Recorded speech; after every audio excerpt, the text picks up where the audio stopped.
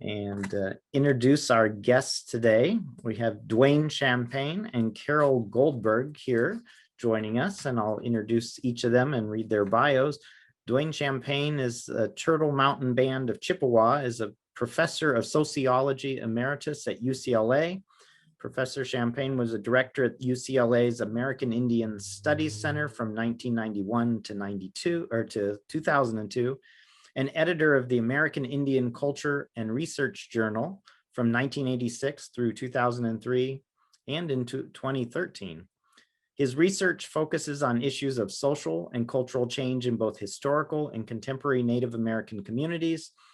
He has authored or edited over 135 publications, including Native America, Portraits of Peoples, Social Change and Cultural Continuity Among Native Nations, Notes from the Center of Turtle Island, Captured Justice, Native Nations and Public Law with Carole Goldberg, or Public Law 280 with Carole Goldberg, and Indigenous Nations Within Nation States, Integration and Autonomy. Also joining us is Carole Goldberg, is a distinguished research professor of law and the Jonathan D. Virat Distinguished Professor of Law Emerita at UCLA. She is also Chief Justice of the Court of Appeals of the Wallapai Tribe. Professor Goldberg has served as the Oneida Indian Nation Visiting Professor of Law at the Harvard Law School, and was one of President Barack Obama's 3 appointees to the Indian Law and Order Commission. In 2013, the Federal Bar Association's Indian Law section presented her with its Lawrence R. Vaca Lifetime Achievement Award. She has written widely about criminal justice, tribal sovereignty, cultural resources, and equal protection in Indian country, including the foremost treatise in the field, Cohen's Handbook of Federal Indian Law. Well, we thank you both. They are both the co-authors and editors, I believe, of this book, Coalition of Lineages, and we thank you for joining us so much today. And again, thanks to all our guests for joining us. We do ask if you have questions to pose them in the chat during the presentation, and after their presentation, we'll be moderating the chat and bringing you on so you can ask your questions. And thank you both for joining us today, and I'll let you take it away. Thank you very much, Scott. And full disclosure to all of our guests, we are also married to one another. So anybody who's interested in collaborations with one spouse could ask us questions about that later as well. We are thrilled to be presenting to this group the product of more than a dozen years of work. It was done with the encouragement and support of the Fernandeño Tataviam Band of Mission Indians, which is a non-federally recognized tribe in the Southern California area.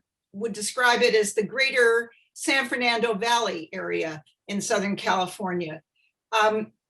The tribe wanted us to do this work because they are pursuing federal acknowledgement through the United States government, something that would establish a government-to-government relationship between the United States and this tribe. It doesn't mean that without this recognition, they are not a tribe. As you will see from the presentation, they've been very, very active, notwithstanding the absence of federal recognition.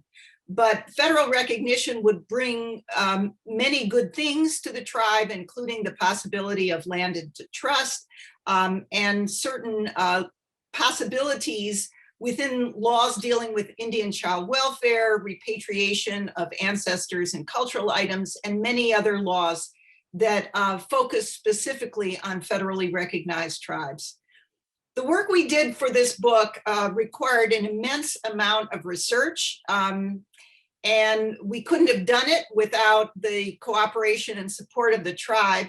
The research included everything from major genealogical work with the resources that the Huntington Library in Southern California created of the records of the California missions. It also entailed archival research with federal archives, university archives, tribal archives, all sorts of resources that we had to draw on. And importantly, we also had, because of the support and cooperation of the tribe, an opportunity to carry out a number of oral history interviews, which gave us tremendous insight into the experience of this tribal nation. So we are delighted to be presenting the outcome of this work, and I will now share the screen so that you can see our presentation. We look forward to questions. We're going to be covering a lot of terrain, both physically and intellectually, and you may all have different interests or questions you want to pose to us relating to different parts of it, and we're eager to hear what you would be interested in having us pursue more fully.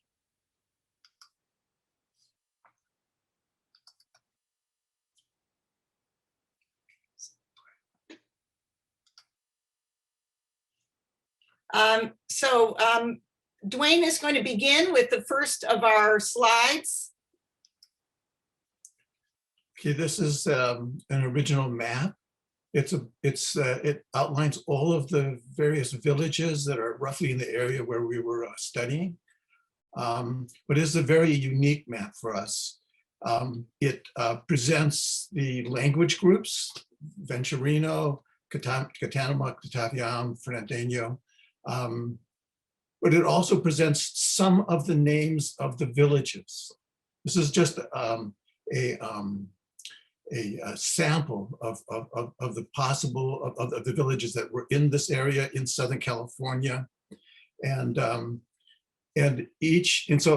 so we're writing this map or presenting the map primarily to get people to think about how language and villages interact with each other.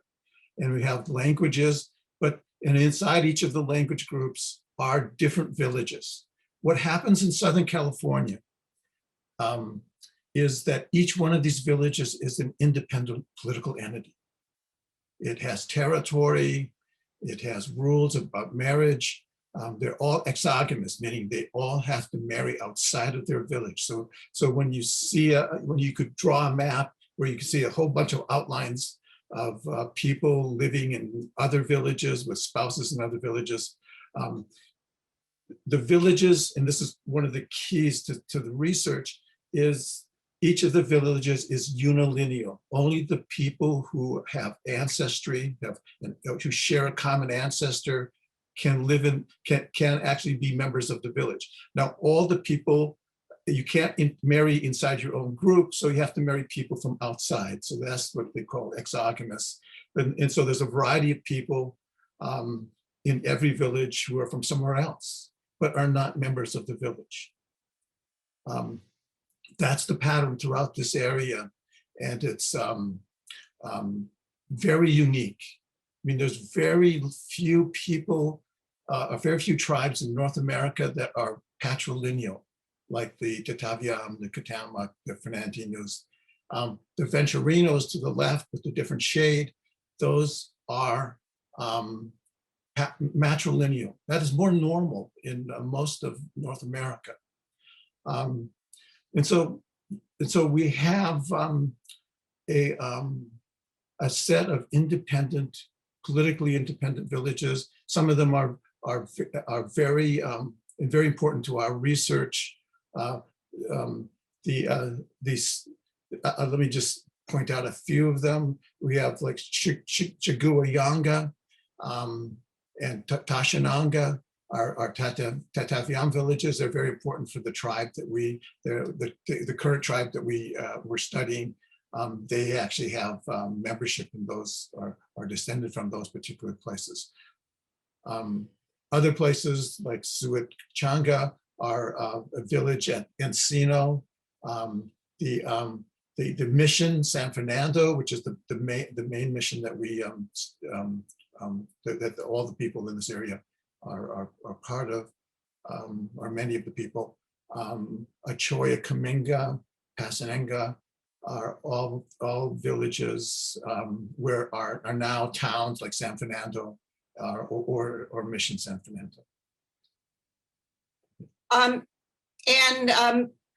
We titled this book A Coalition of Lineages because in pre-contact times and continuing beyond that, even though each of these lineage villages was independent, autonomous, it wasn't one big tribe based on a common language. Each village was its own political community. Nonetheless, they interacted substantially with one another, not only through intermarriage, but also for ceremonies, for trade. So the coalitions that we're talking about are continuities of relationships that these villages and lineages had over a long period of time. And these are villages that all sent people or had people taken to Mission San Fernando, which, as Dwayne pointed out, is in the Fernandeño territory on the map around Achoy, Cominga, and Pasenga. That's where the mission is located. And we can show you that in the next slide, because the next slide locates those villages in relation to contemporary landmarks, most notably freeways, towns that were, and cities that were established post-contact.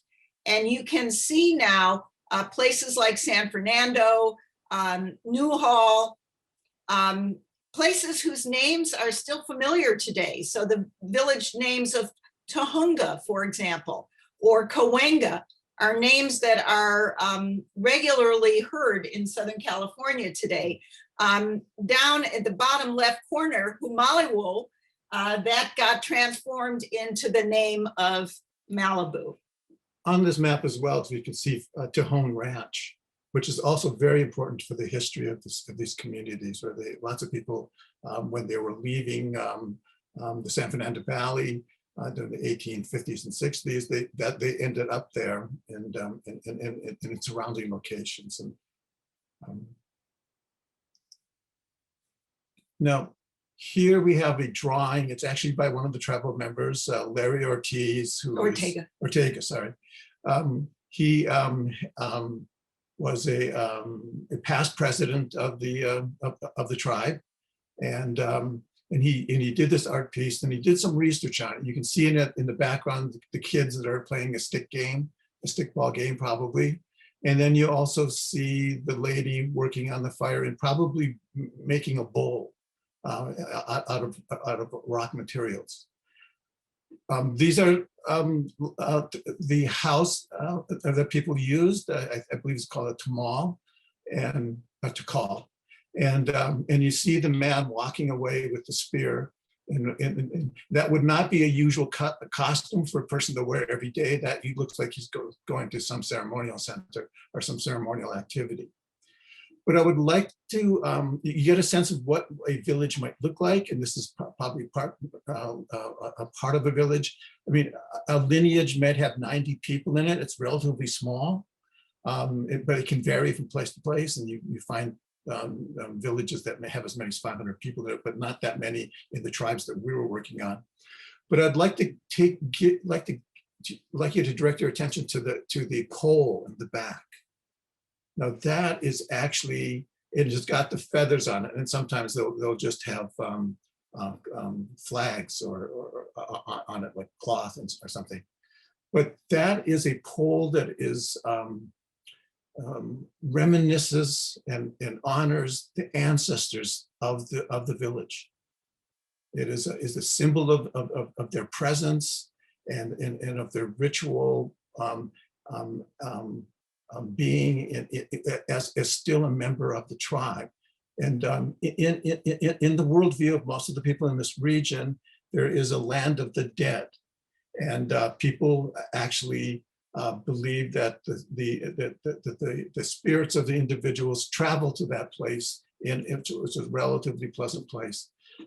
And people interact through ceremonies, in particular the commemoration ceremony, which happens every 3 or 4 years, where people actually burn clothes and rather expensive items actually to so there are, the reason for it is that they are passing on the spirit of the objects to their ancestors, and this is a symbol that during the everyday, I mean, people might walk by the pole and make will bow and maybe even say a prayer or something to the ancestor. So one of the things that we try to emphasize in the book is the continuity of beliefs and community organization within the indigenous groups of this area. And one of the ways that we try to show that there was a persistence of these beliefs and forms of organization is that we demonstrate both how different these views were from those brought by the missionaries from Spain, but also that they were very tightly woven together. So beliefs and forms of social organization, all sorts, language, everything, worldview, all connected to one another, which meant that it would be very difficult, even for very determined Catholic missionaries, to divest them of their attachments to these views and forms of community. Yeah, that view is part of a theory of institutional differentiation, meaning that many of the relationships, social and political relationships, are tightly interrelated. The political system is made up of the kinship group. It's largely elders. Persons in certain lineages actually have access to the leadership. Everyone, economic activity, hunting, fishing, all is collective, shared collectively. Clothes and things are very much, it's very similar for men and women. So that all of these relationships we think that are tightly interrelated will put up resistance, or will be a way of resisting by continuing to live in their old fashion and keep up their old beliefs. They will in fact avoid becoming Christians or accepting Christianity or Western civilization entirely. And what this, and over time, we are following the group to see what their institutional relationships are like. We'll revisit that in the present period and give some kind of summary. So this map depicts the missions that were founded by the Spanish in what they called Alta California. There was also Baja California, the Lower California. But one of the things you'll notice from this is that Mission San Fernando Rey de España, which is the one that we have focused on in our work, is one of the very late missions established by the Spanish. It was established in significant part because of the duration of time it took to get from San Gabriel to San Buenaventura, which was the next closest one. So it was designed to be in between them. It turned out to be a very productive mission. It was one of the most economically successful of all of them.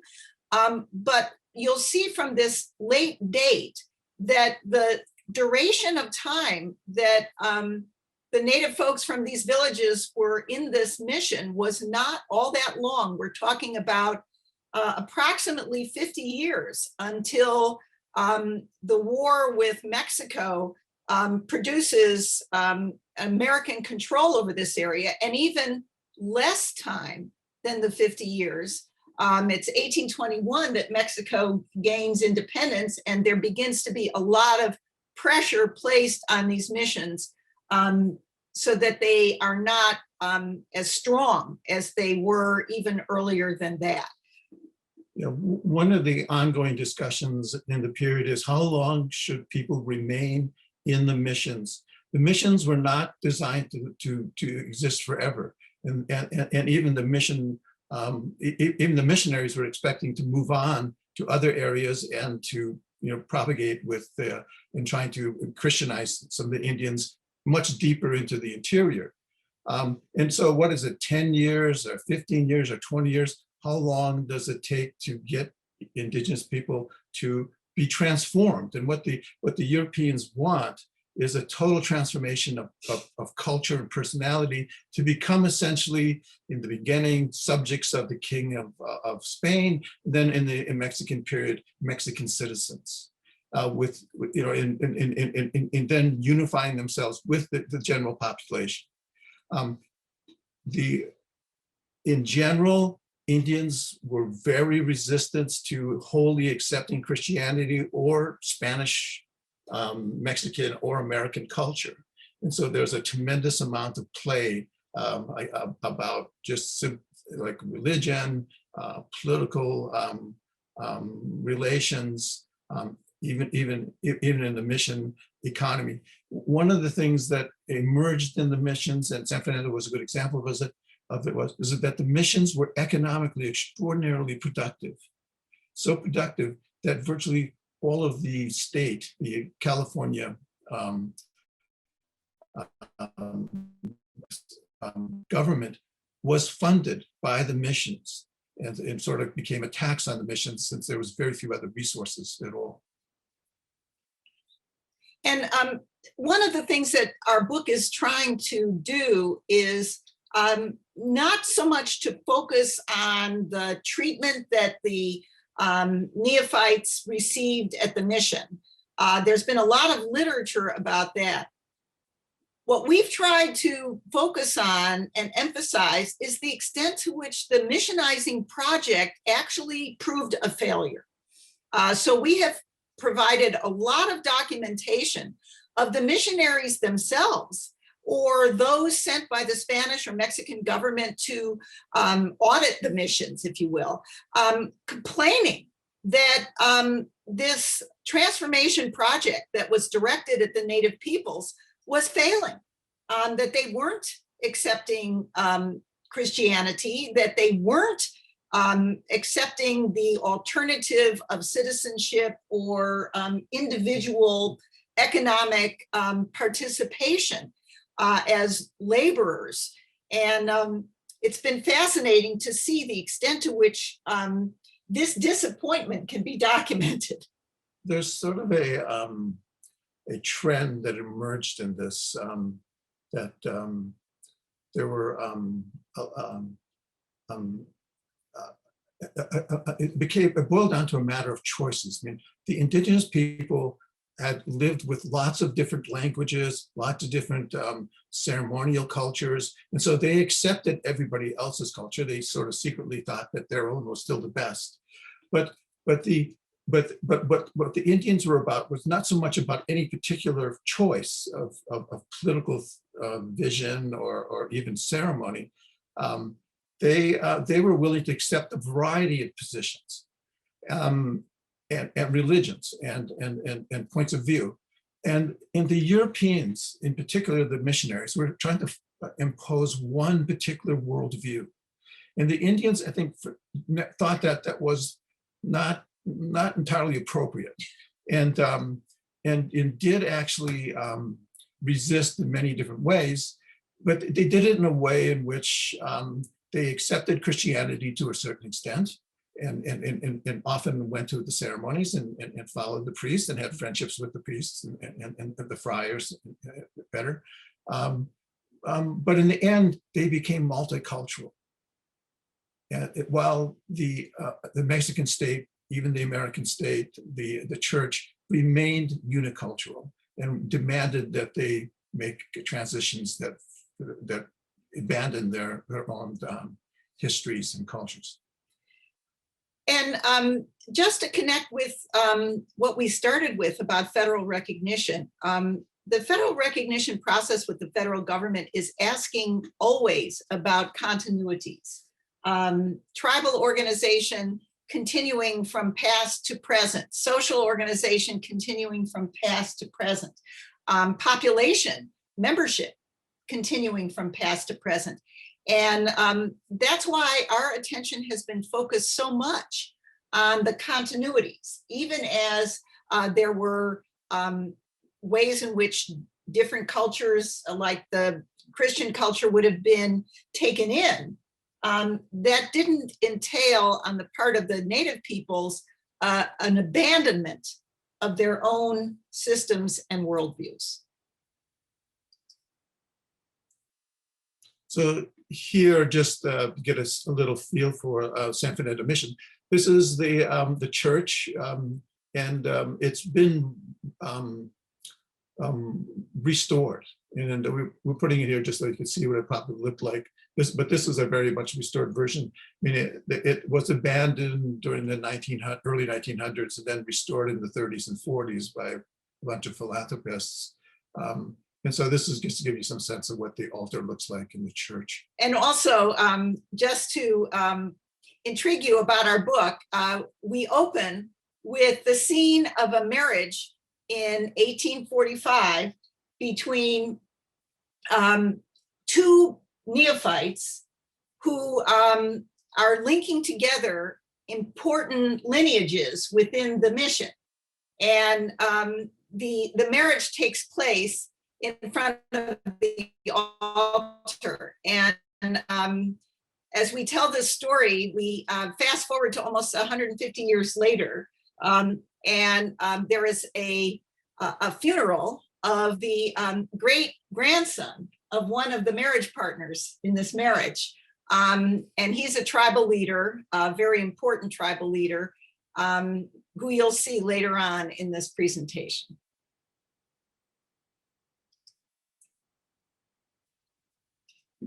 Here is just to give you a sense of place and the size of San Fernando Mission. This is approximately the territory that it was claiming to. The land of the mission is not actually given to the mission, and it's actually being held in trust by the mission in favor of the Indians. That the Indians at one point will all become citizens. They'll organize their own towns, pueblos, Indian pueblos, and they'll have self-government, and they will have territory.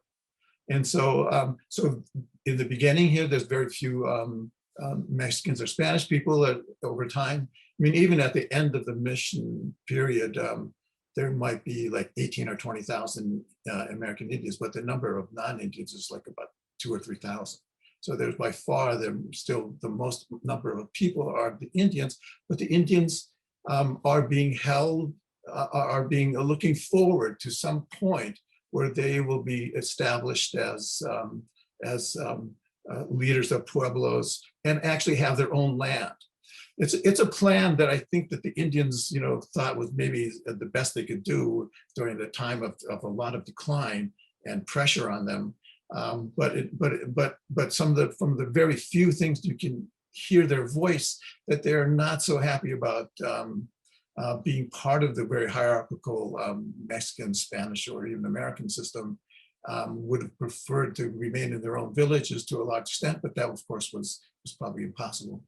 And even if the plan had been carried out for them to have these pueblos with some land associated with it, it would not have been all of this mission land. It would have been a greatly reduced amount of land, what the Spanish or later Mexicans thought was enough land for them to become farmers, which is what those governments had in mind for the native people. In the meantime, the land was all claimed for the King of Spain, later became claimed by the Mexican state, with the missionaries holding it in trust for this later distribution in relatively small part, but still some land to the native peoples. You can see it's a very large tract of Southern California. Yes, it is. Dwayne, you want to go ahead with this? This is a decennium, which is a map, and they're created to show land that is going to be taken into to a grant. And in this particular 40 petitioners are 40 Indians from San Fernando Mission, probably at the church. There's several sites to the church, but this group is probably mainly from the mission site where the church is. And you have to draw a picture of the grant and where it's located and where you will actually use the land, or usually the grants are given to individuals, but in this particular case, because the Indians were very fearful, and rightly so, in 1840s, that they will not have any land because the government, the Mexican government, was scheming to the local government, without the permission, frankly, of the central Mexican state. The Indians thought they would actually lose all the land, that the government was talking about renting or selling all of the land in grants, or very proportions of it, and none of it to go to the Indians. And so the 40 petitioners are sort of a group that thought this was they thought that they had to find some alternative, and went to the governor, Manuel Michel Torrena. He was made a grant of 1 square league.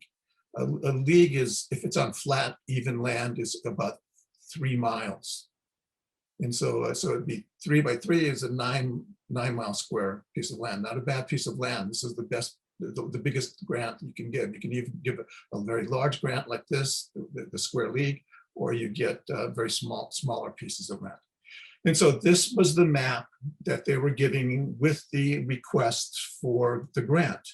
And you can see here, Casa de Samuel. Samuel is one of the traditional, he's an Indian from Shigoyabit. He was a very good manager, apparently. He was the farm manager at the mission, and he built himself a house. And he has in front here, Huerta de Samuel, which is the breakfast garden of Samuel. Samuel is a very interesting person. He himself was granted a personal grant as well, and ultimately passed that land on to other tribal members. This is what a deed looked like in those days. Yeah. What Dwayne has been highlighting is the tension that existed between the Spanish, then Mexican settlers in Alta California and the central Mexican government. The people who were living locally in California wanted all of the land for themselves. They didn't want any of it distributed to the Indians for pueblos or for any other purpose. They just wanted it all. And the Mexican government in Mexico City varied over time in how supportive or resistant it was to this project that the locals had in mind. But it was very threatening to the native peoples at Mission San Fernando, which is why they wanted this grant. Yeah, there was things that were going on in general in Alta California, and especially around the appointments of the governors, that moved in directions that were in conflict with each other. It seems as though the central government had a very different a direction that it wanted to go from the people in the California in particular. California was a very distant colony in that period, or territory. And so it was very difficult for the Mexican government, who was already having trouble with Texas and other kinds of, and the war that ultimately emerged. So that in many ways, it's very hard to understand what happens in California without understanding what's happening in Mexico City. And but that's a lot of story there. But just if somebody wants to bring up a question about that, we can talk about that later. Now here is the list of petitioners, the 40. And what this does for us actually is give us lots of names. And so the alcalde, it tells us Pedro Joaquin. Now he is an elected official. He is Of the mission. I'm sorry, what? Of the mission. Of the mission, of the Indians at the mission. And so every year in what's called an alcalde government, every year the whole government is re-elected. And so Joaquin was, for 1 year, would be alcalde, and Junado looks as though it probably, you can't exactly understand what they mean here, but it looks like it's first alcalde as well. There's 2 alcaldes often. And then the corporal Jacinto, he is elected to that position. And then the rest of the people here are people who were making the petition to try to get the acreage, the members of the 40 petitioners who were trying to get the land, the square league. So, but it gives us the opportunity to actually, some of these people we run into in a variety of situations. Emeritur is right under the corporal, Emeterio, sorry. He is a very, very, very important person. He's actually a signatory to the 1951 U.S. treaty. He was not a member of that particular tribe. His wife was, but when San Fernando Mission broke up, Emeritu went home, went to her village, and was an outstanding individual, and he became the chief, and he actually signed the treaty. The next person after him is Camilo, was also a chief, and the next is Odan, and there's several Odans. It's very hard to understand which Odan it is, but there's one Odan who was very important, and he established a grant himself in 1845, a place called Escorpion. There's also Rogerio Rocha and his father. Down here a little bit farther, it's Rogerio, Rogerio. And the father above him is Herman. He was a captain of a lineage, and after Herman died, Rogerio became captain. But there are a few others. Melchor, up in the second list, was a Tataviam leader, and he eventually went to Fort or Rancho Tohon and lived and worked there. And then Cornelio was a captain, and he's a progenitor of one of our surviving lineages. And also Cosme. Cosme is the father of Benigno, who marries Rita, and they're both from 2 different lineages, and so they're progenitors of surviving lineages. Okay, here is another decennium. And this one is interesting to us because it also is given to one of the progenitors who survived to the present day tribal community. And up in the left side, you can see the language. It's a little bit hard to read, it's in Spanish, but Takal del Nafita Miguel Triunfo. And it's largely the house. Now, this is very interesting in a certain sense. This individual, Miguel Triunfo, was a member of the tribe. He was a foreman and manager of a farm in that area, the Cahuenga farm, that was right here to the right. Here is, in fact, here is the Cahuenga Pass, and you can see here a Casa de Parcel. I think it probably means that this is, in fact, the ranch house, the ranch, and there's a corral. But there's water here. These are very important as you live in California, so they have water, and that was very, very the same there. You can see that the water goes stream through here. So this is the land grant that Miguel Triunfo was given by the governor, the same governor, Michel Turena, about 1843. And you see it's right against the water, the river, what now we know as the Los Angeles River. And it looks as though he's already growing, or there's actually grain farms already in the area. So it gives you a little sense of the life of a grantee, which is a very, those people are the luckiest people. Most of the members of the San Fernando Mission will not get a piece of land. I mean, in theory, they're supposed to, but in the end, they're left landless. And we'll also see what happens to these land grants, because the luck doesn't hold out for very long. Now, here is much more of a summary of all of the land grants that were given to Indians and the parts that were not. And so we see Cahuenga there again, just as we just saw in the Diseño for Triunfo. And Escorpion, which is one of the Odons. Then Encino. And Encino is the land grant for the Ortega family, and Rita, who we've already mentioned a few times already, as well as Tohon, which is a land grant that was held briefly by Triunfo and then sold. He appears to have gotten very depressed in the late 1840s, probably because one of his sons died, and a young child, and then also one was arrested. We also see at the top of this map, Rancho San Francisco grant. This was a grant made to the Del Valle family. It was not a native grant. In fact, it was a grant made in the location of several very important villages occupied by lineages that our tribe is descended from.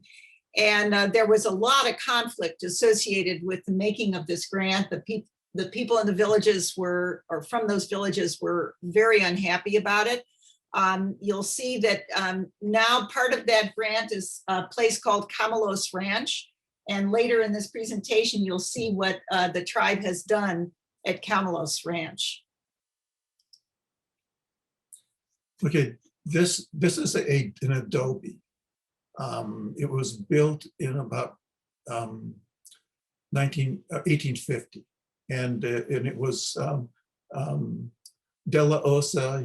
He was a local politician and farmer, and he partnered with the Ortega lineage, Rita Ortega, and it just shows that he was something of an entrepreneur, and he built this sort of like we would call now a motel, probably, and people came to eat food, and as well as stay. It's on the pathway to Santa Barbara, as well as to special parts of Los Angeles.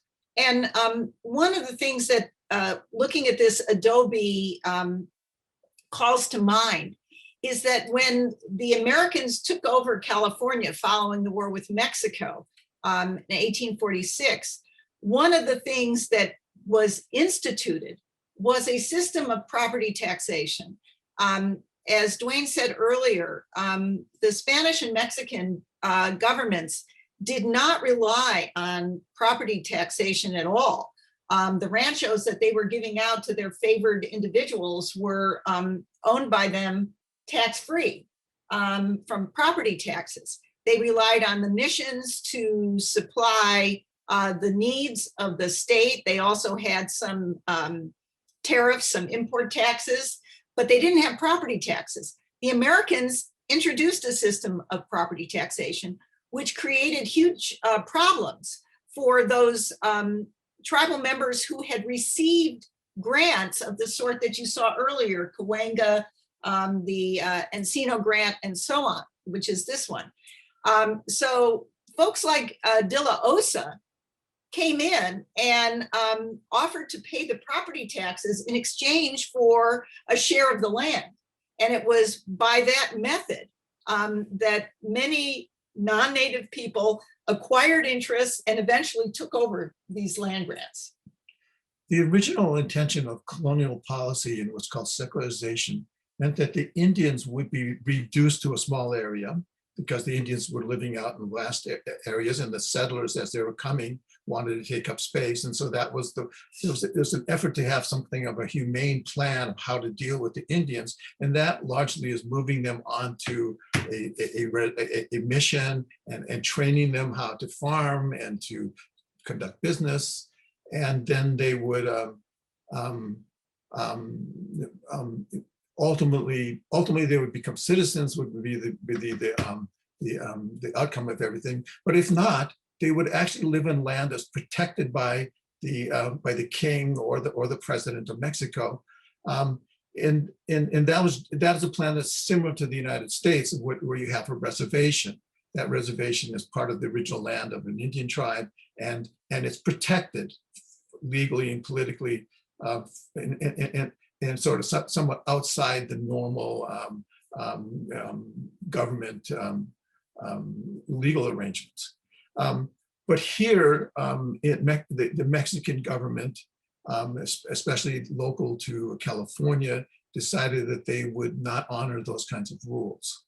And so that left the land being given out as fee simple. It was like a piece of land that could be bought and sold as a commodity. The Indians would rather have held it onto their traditional lands and held that land without being a commodity.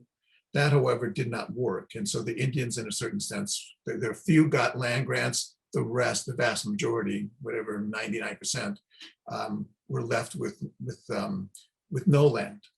And the ones who did get land grants had these grants, as Dwayne said, as private property, which could be easily lost and was. We had to show Pio Pico, the governor of Mexico, who was very instrumental in making grants to non-native Mexican citizens, including land that had been promised to the Indians. And Pio Pico really did not want to honor any of the trust arrangements or pueblo arrangements that Mexican and earlier Spanish law had provided, at least in theory. Now, when the United States took over, not only was there a system of property taxation for private property, but there was also a body of law that had developed for tribal US relations that included recognition of the ancestral or aboriginal rights of tribal communities. And under US law that predated the acquisition of California, these aboriginal rights of the tribes would continue unless they were given away in a treaty. So not surprisingly, when the US acquired control of California, it sent around a series of treaty negotiators to go to California and negotiate treaties so that they could secure cessions, that is, occasions where the tribes would give up some land in exchange for protected reservation territory, the system that Dwayne was talking about earlier. These treaty negotiators did go out, but there were two big problems.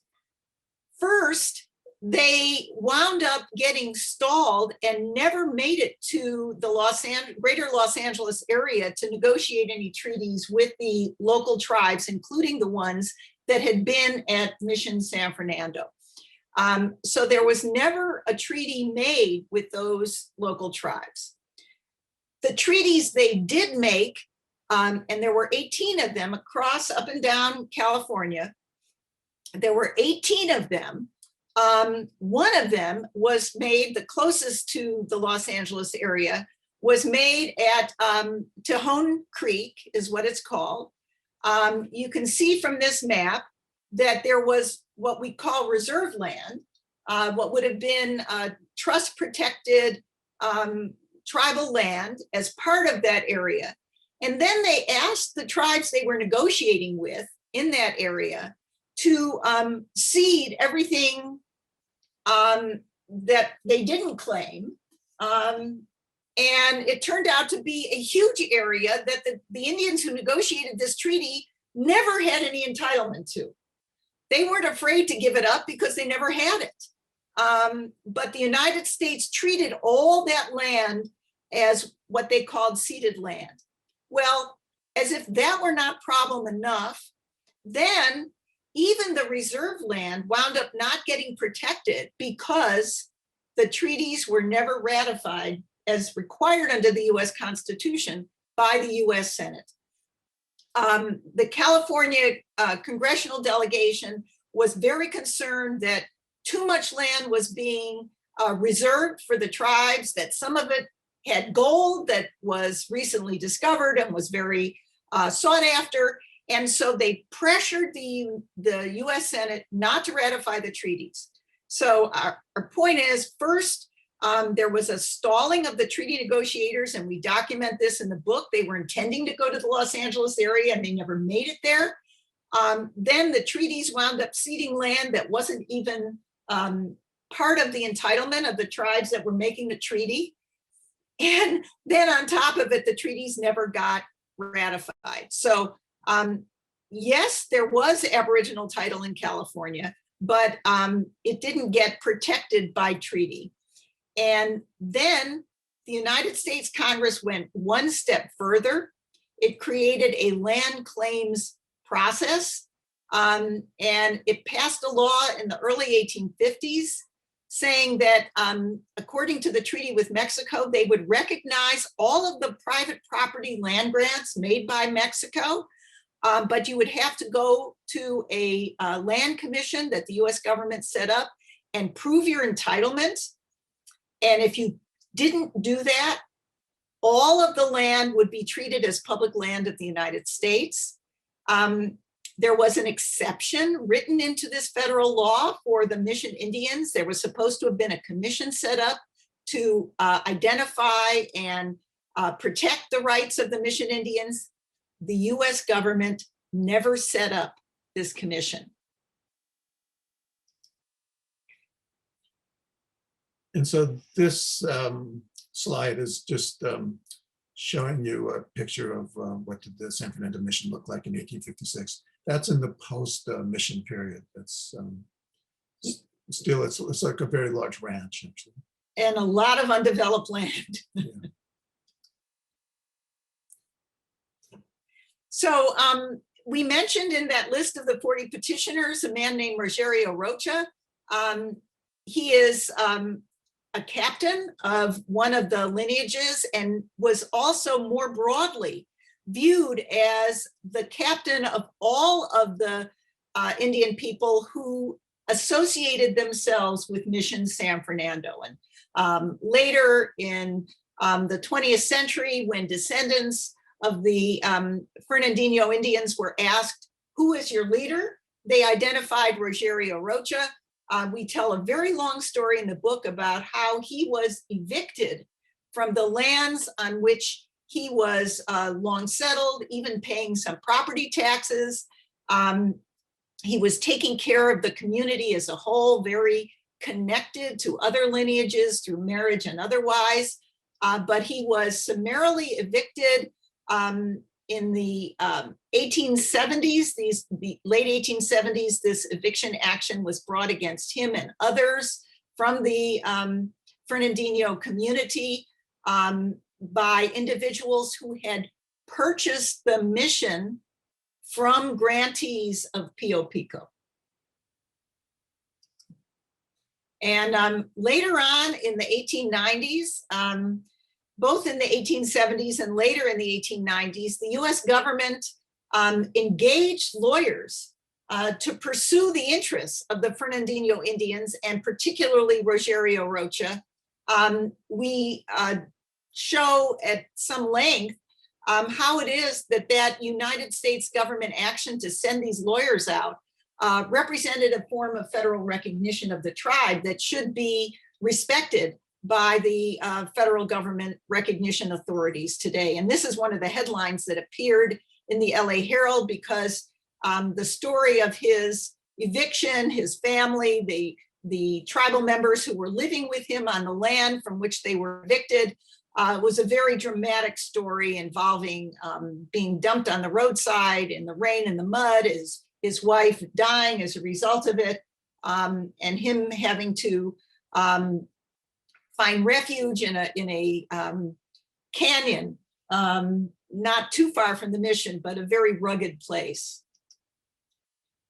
And this will show you why all these evictions were happening. The San Fernando Valley was a very, very highly sought after area for development, cattle, then grain, then of course housing later on. One of the things that we point out is that even in the 1890s, when the US government was trying to rectify some of the circumstances of the former Mission Indians by providing land grants, it was not something the US government was willing to do, to acquire land for the Fernandeños, because their ancestral territory was so valuable. Most of the land that was acquired for former Mission Indians in Southern California and other tribes was so undesired by the non-native people that one scholar writing about this described it as them being pushed into the rocks.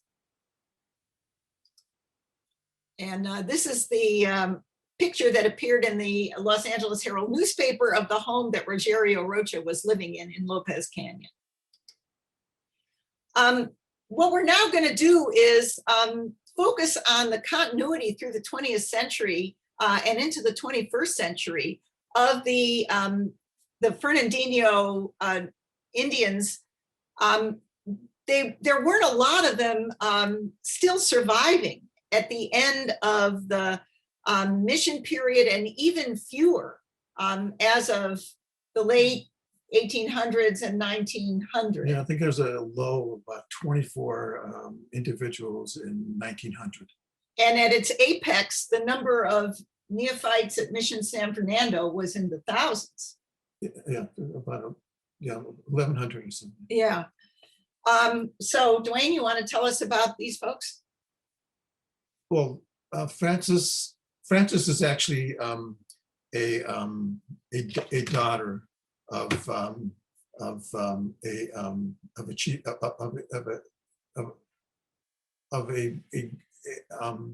I'm sorry. She becomes the chief of one of the lines. Mainly, this is partly by depletion, but it's also partly by lineage. And so she is becomes a very develops a very large family, and they become the so-called Garcia lineage. And those people are part of the tribe, and there's many individuals who are engaged in the tribe through the Garcia stuff. You can show, this is her daughter. Yeah, Mary Garcia is the daughter, and this is after Frances is deceased. And Mary takes over for about 25 years, and then passes it on to another individual member of her lineage. We have that. Okay, here we have Antonio Maria, who is the progenitor of the Ortega line, and this is him and his grandchildren. He was born about 1857. He's the son of the woman who was married at the altar that we showed you earlier. Yeah, yeah. And here is just another progenitor, Joseph Ortiz, the man on the right. He is a survivor, and he carried on living in San Fernando, then moved to Rancho Tohon for maybe about 17 or 20 years, then moved to San Fernando in about 1922. And there were they're connected by blood and by in-law relationships with Ortega and with the Garcias. Now, this is a picture of a very elderly Eugenia Mendez. She was born at the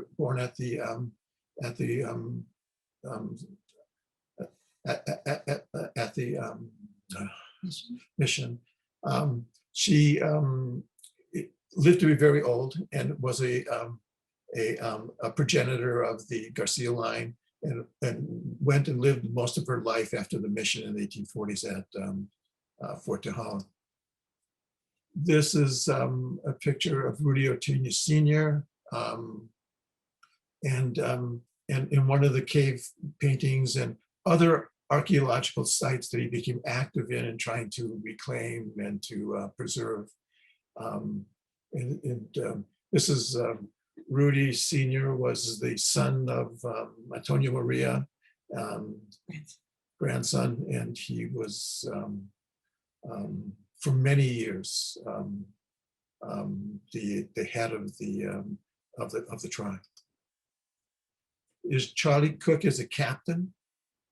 He was a relative of Mary and Francis, and they chose him because he was very interested in preserving sacred sites, and he had a very illustrious career of working with archaeologists and national forest people. Here's Charlie blessing Rudy Ortega Jr. Rudy's was a captain of the Ortega line. His father was Rudy Sr. And he's now president and captain. And there's Ted Garcia, who's also a contemporary. He's after Charlie, and we have a picture of him who's very active in dancing and art and leadership. And then here, finally, we have Rudy Ortega Jr. He's a captain, which means that he's a leader of ceremonial activities. And he's also president of the Fernandeño Tataviam band of Mission Indians. So what they're doing here are distinguishing these two lines. A captain in the old method was always a political leader, and he was a leader of the lineage. And captains are still that in this. But a president is an elected official. And so no one lineage has a hold on the politics of the band. That is a constitutional government, very much modeled after the United States. And so politics and religion, politics and lineage are separate within the community. You can see lots of other features like that, like people have been working for over a century now as wage laborers, and they essentially have not depended on the tribe for any kind of help in that manner. And so that work and lineage have become separate entities, although people are still trying to improve the employment activities.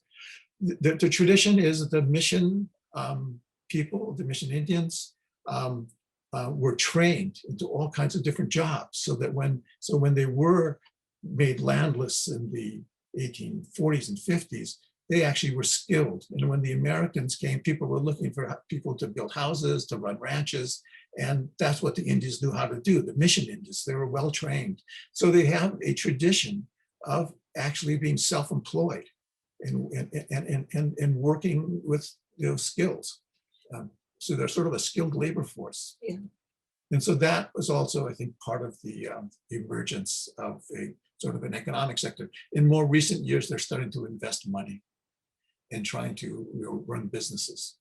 And what you can see here is the recreation at Camelos Ranch of a village not too dissimilar from the one you saw in the drawing very early on in this presentation. The tribe has been very active in providing scholarships for education of the youth, for taking care of the community.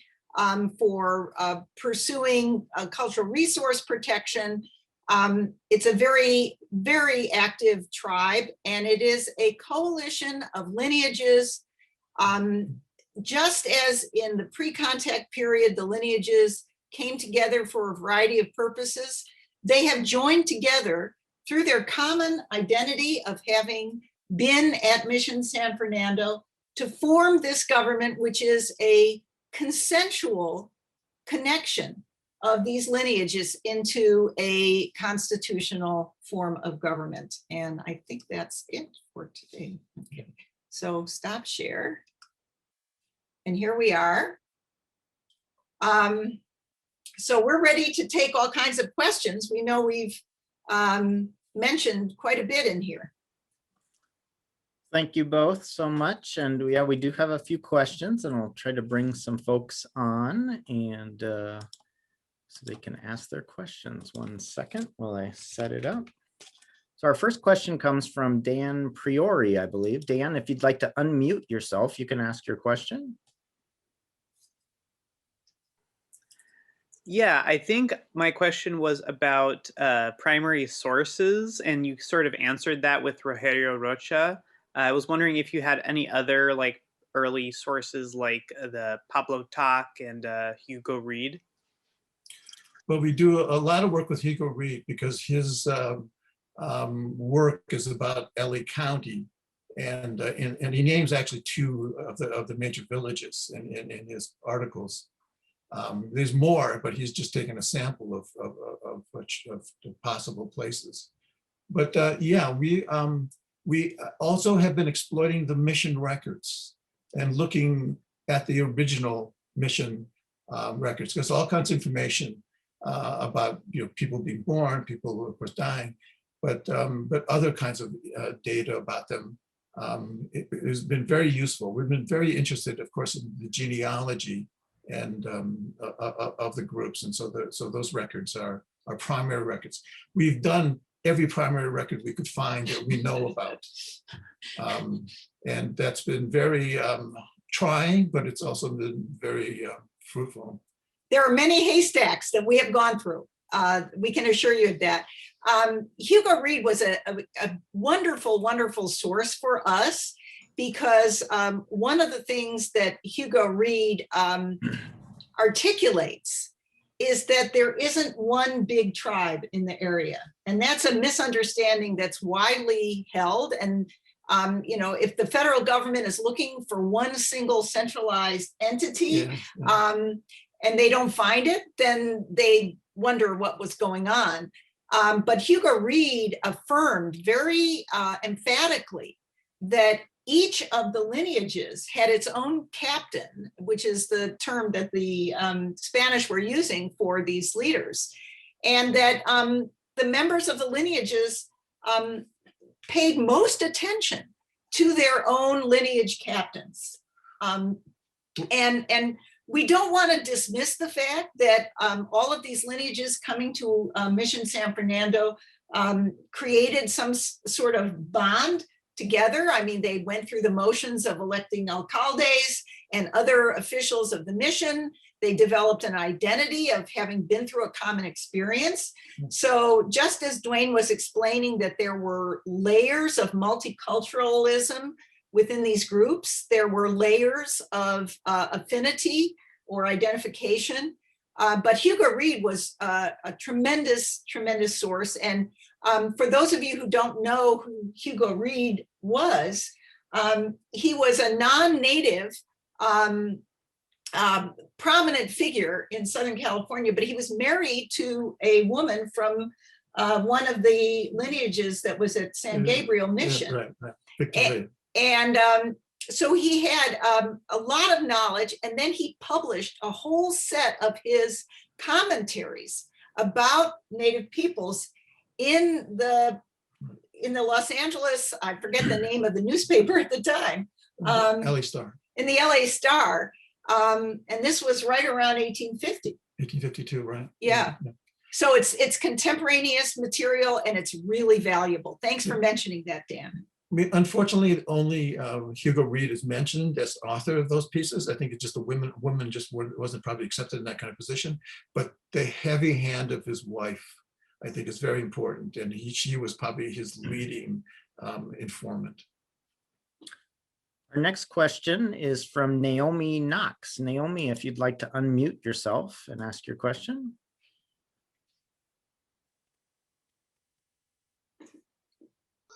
There you go. Yes, I just had a question about my own lineage and the BIA, process. We've kind of been through it before, and I don't know if you know about Lopez Lake or any of that type of line and lineage. I have a lot of California history that I'm finding. I did my own DNA, and my grandparents have a lot of the mission documents, so I kind of put their work to DNA. And Which mission? do you know what? It goes through all of them. San Gabriel, the De Acala, the San Fernando. Okay. Multiple, but we don't understand why we go through, pretty much a lot of the missions. I'm not sure what your question is. So, I've been curious, and, we've done a lot of history, but kind of seem to just go in circles. We understand that all of the obstacles that the federal government puts in the way of federal recognition.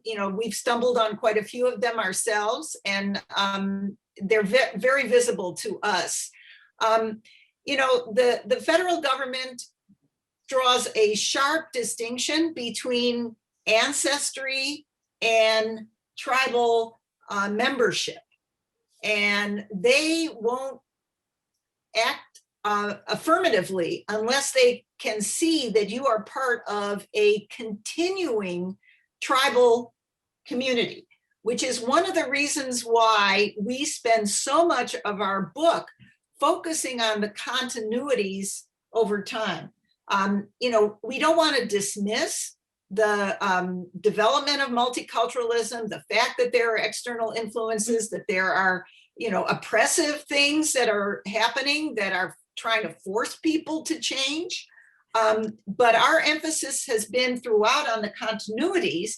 In part because that's interesting to us, and in part because it's demanded by the federal recognition process. But tribe is a central issue, I think, of the community itself. Right now I am part of the Hashiman Fernandeño tribe, so I'm part of that, but they're not federally recognized and state recognized. So I try to be involved as much as I can with events. We think that the argument about lineages is very useful for that group too, but there are many of them, many lineages, which was the case in prehistorical times.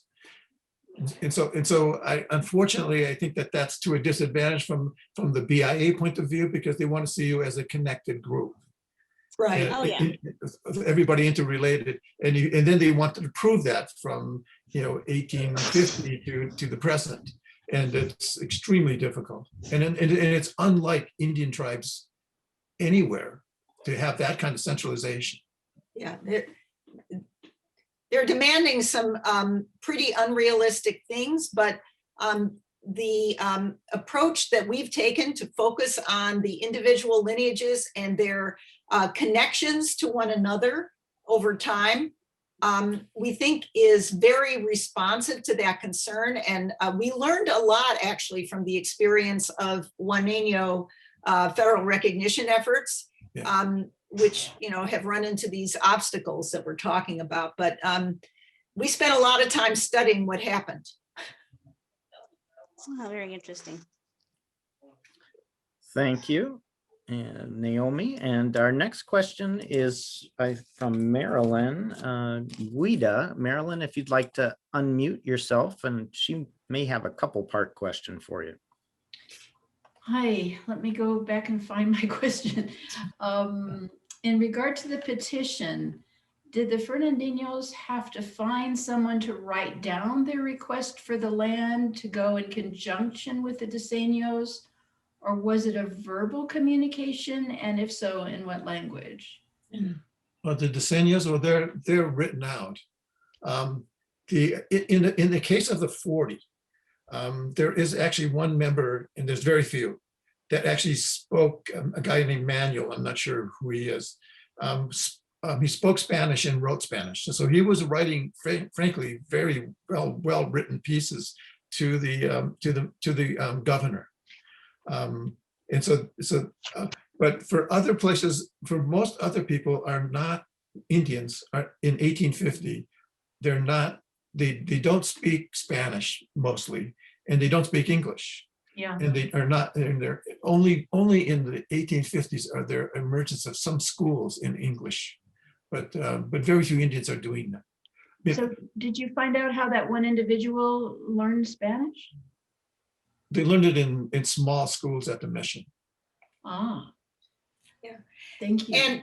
And one of the things I'd like to point out is that the United States Supreme Court had at some point in the late 19th, early 20th century to decide whether the failure of Native grantees or mission Indians to present their land claims to this federal land commission nullified any rights they might have. And the US Supreme Court said that it did. Their failure to go before this land commission meant that all of their land became public land of the United States. But if you think about what would have been required to present a claim to a federal land commission when you don't have the language capacity, you don't have the capacity to even hire a lawyer to represent you, it was a very harsh outcome for the native land claims that the US Supreme Court somehow said that, well, if you didn't go before this land commission, you're out. Right. I recently purchased a book called Uneven Ground that goes through, have you seen that? Do you know that one? All through the federal laws and the Supreme Court decisions and whatnot. It's scary and interesting. Yeah, it's pretty appalling. Yeah. Thank you. So I wanted to ask, you had that list of the names of each Indigenous person, but they were they were a Spanish name. So I'm wondering, did the Spanish attempt to make a list of the names, the Indigenous person's name, and then like a corresponding to the actual name they gave them in Spanish, so that somebody could try to figure out who's who? Actually, this is perhaps not what you're asking.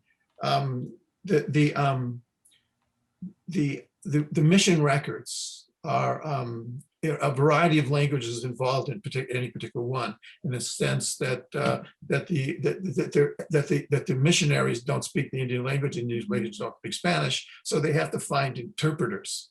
And if you got someone who can bridge that gap, or 2 or 3 people who can bridge that gap, and they find them all closer, or train them closer to people who are living at the village where the mission is. And so they turn out to be for Fernandeño.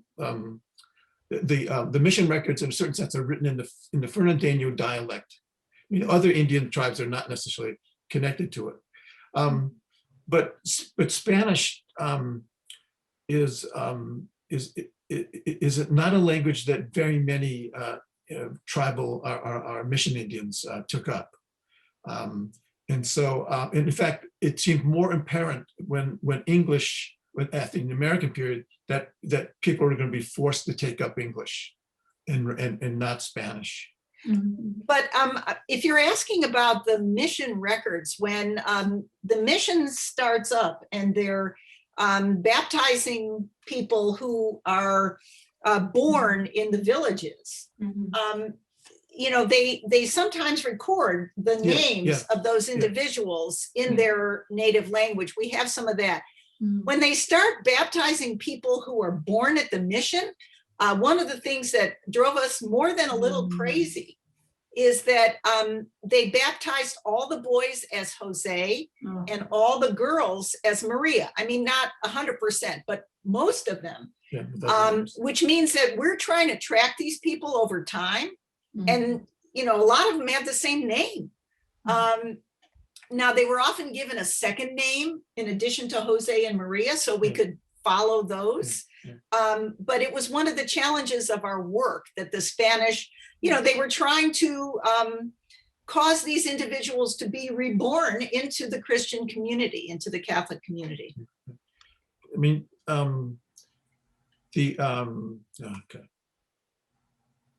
your question about the Indian names, there are a lot of them actually, especially for the very early mission people. But they're not consistent. But we have in the book a whole list of captains. And one of the reasons we know some people are captains is because they have an Indian name that has the word, a leadership position right embedded in the language. So the name might have other kinds of context, but the name, one name like Urbano. Chari. Right, or sorry, Chari is the Indian name. Urbano was his baptism name. So Chari is an Indian name. If you see a person's name is Chari, or some multiple, expression, then we knew that they were a chief of some sort. And one of the terms that is a leadership term is Tari or Tomiar, and that is the title that the Fernandeño Tataviam use for their captains today. If you're interested in a particular tribe, I mean, it's worth looking through those records to see, which names might be valuable, because you want to find out who the leaders were, and then create a lineage away from that. But that's one of the, I think one of the valuable appendices of our book is this list of over 100 captains. It's really giving a face, a presence to the members of this tribe, which was something that was very important to us. Another question. We've got, let's see, it looks like one of his other ones, the person left the presentation, but so they're talking about the Uto-Aztecan lineage, and basically wanting to kind of understand, I guess, more about the prehistory between the current areas and south into California, Mexico, and some of that, I guess, is what they were trying to get at. Is there? It's sort of a little outside of our range. The Uto-Aztecans, we have a good hold on their presence in California, but those same language groups do go into Mexico, and they probably have similar kinds of political and lineage structures, but we're not aware of that literature.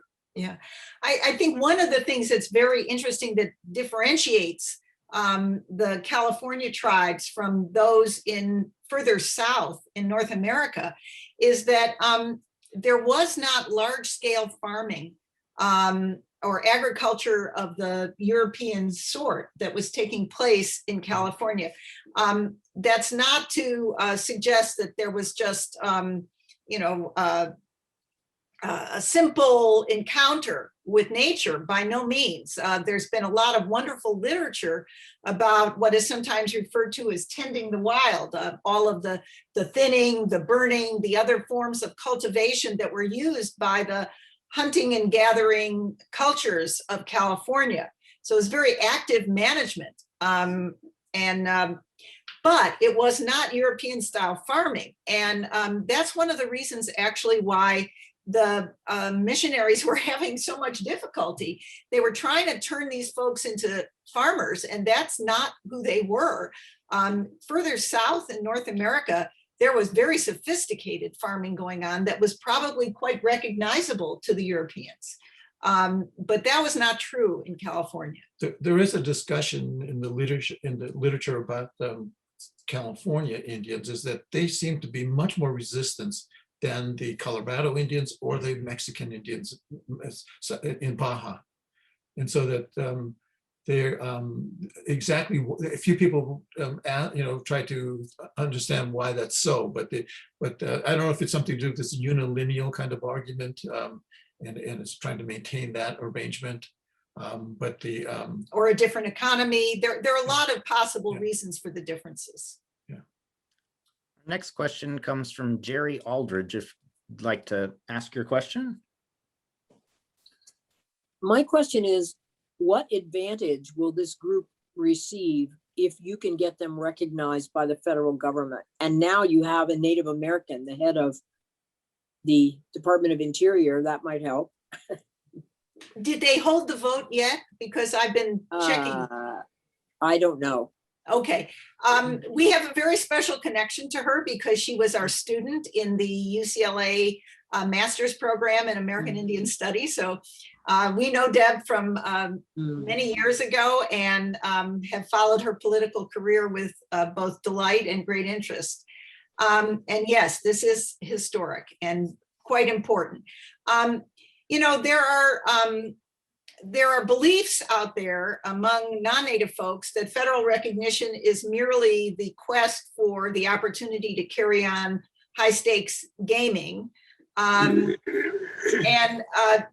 It's really important to keep in mind that the Fernandeño Tataviam have been pursuing federal recognition since more than a decade before the Indian Gaming Regulatory Act made that opportunity available to federally recognized tribes. So they've been seeking this beforehand, before gaming. What it would do, it would allow for the possibility of land to be taken into trust, which would provide a protected land base for the tribe in its ancestral territory. You know, one of the things we didn't get a chance to talk about in this presentation is a whole section of the book that we talk about where members of this tribe were fearful of participating in federal land claims processes that were going to pay them off because they were afraid that they would get moved to a reservation far away. And there was reason for them to be afraid of that. And, you know, the San Fernando Valley, Santa Clarita Valleys were their home. So they would be able to get a protected land base in their ancestral territory. They would have greater rights for repatriation of their ancestors and cultural items that are held in museums. They would have greater rights to secure their children in homes that are tribal homes or native homes.